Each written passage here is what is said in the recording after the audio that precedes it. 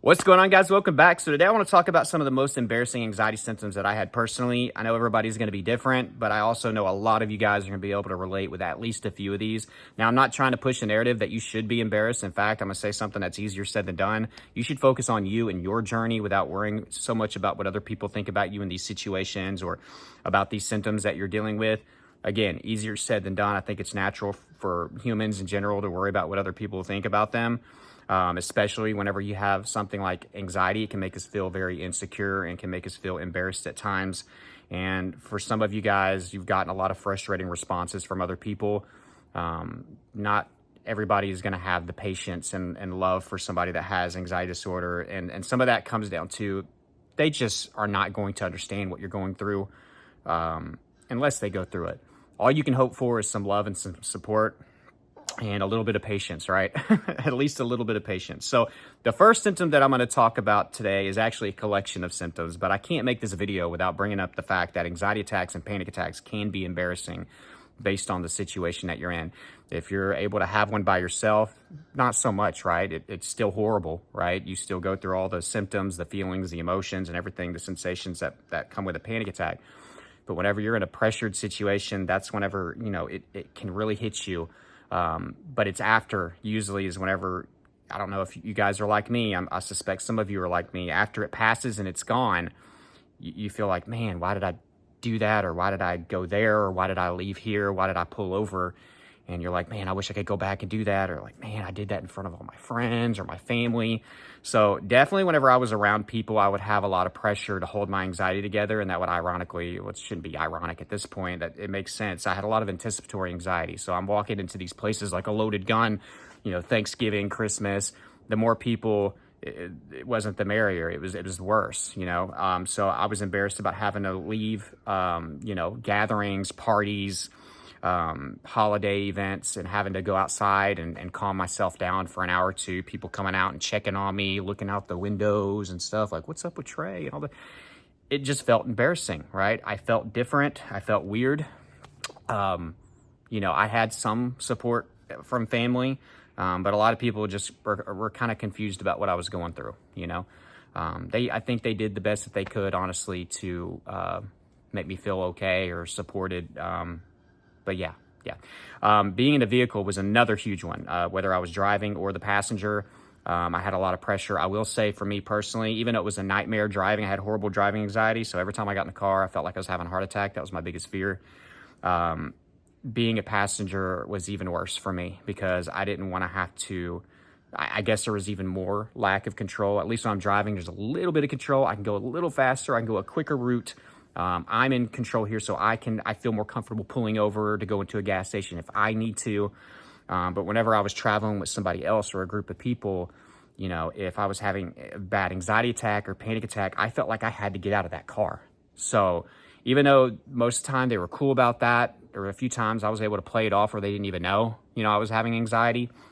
But I would have to get out, go into a gas station, get some water. Sometimes my anxiety made my stomach really bad, so that was embarrassing, having to ask to go to the restroom, a couple times on a trip that wasn't even very long.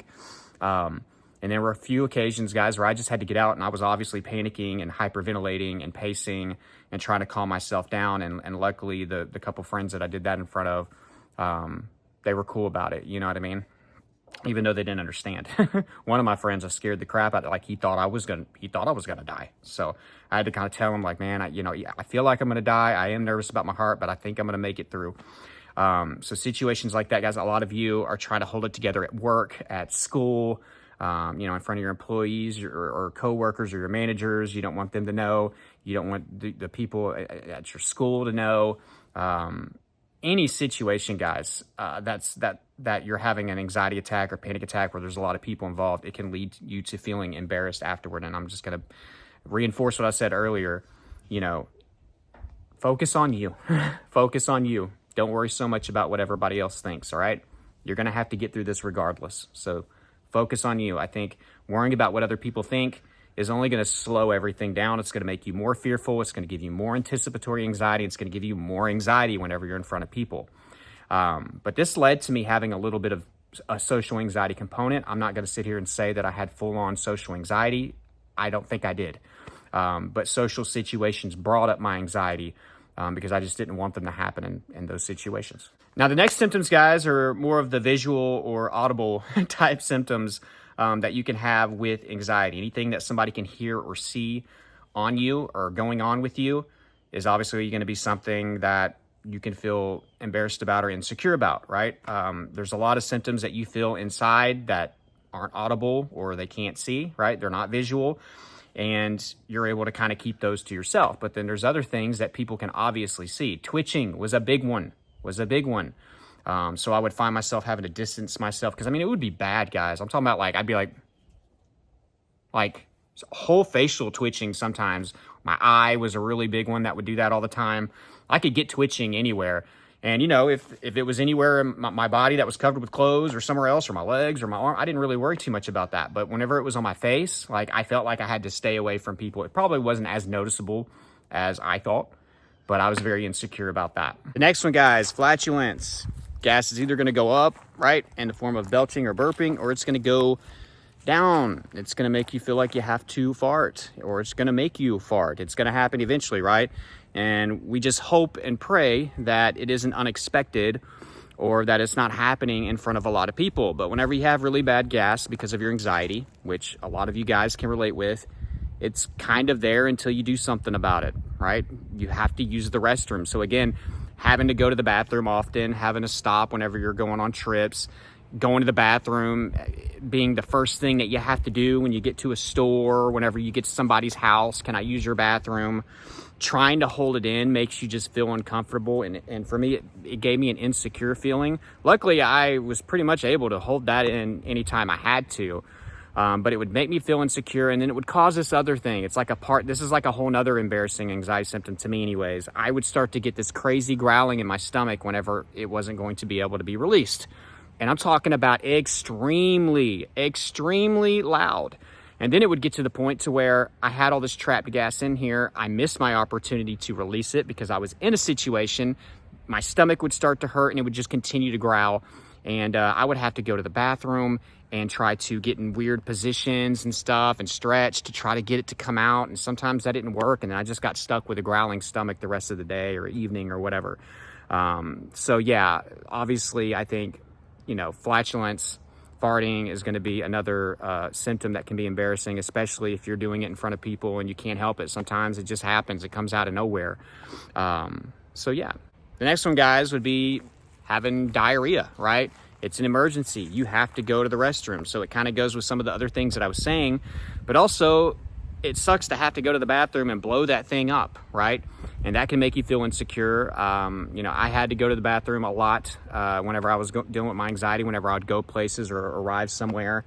I hated going to the bathroom in public. I was the person that would just sit there and wait till I wouldn't hear anybody in there, and then I would just try to get it all out of me really quick because I was just insecure about that. Some people don't give a crap about that, right? But I did. And then going to friends' houses or if, you know, whatever relationship I was in, being over there and then having to like go freaking blow the bathroom up because my anxiety is horrible. Because whenever I would get anxious, guys, it seemed like everything in my stomach would just turn to liquid. Digestion, by the way, guys, is not a priority whenever you are anxious, right? There's also not as much blood flow down there. It's going to other areas that it feels needed, right?